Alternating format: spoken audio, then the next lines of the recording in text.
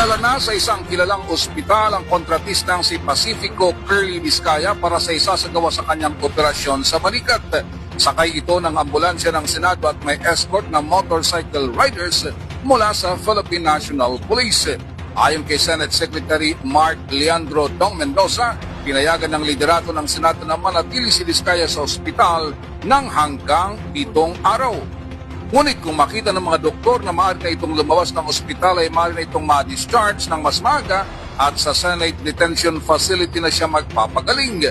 Sabi ni Mendoza, mahigpit pa rin ang seguridad na ipatutupad kay Vizcaya habang naka-confine sa ospital gaya ng ginagawang pagbabantay sa kanya sa Senado dahil may kasama itong bantay mula sa Office of the Senate Sergeant at Arms o USAA.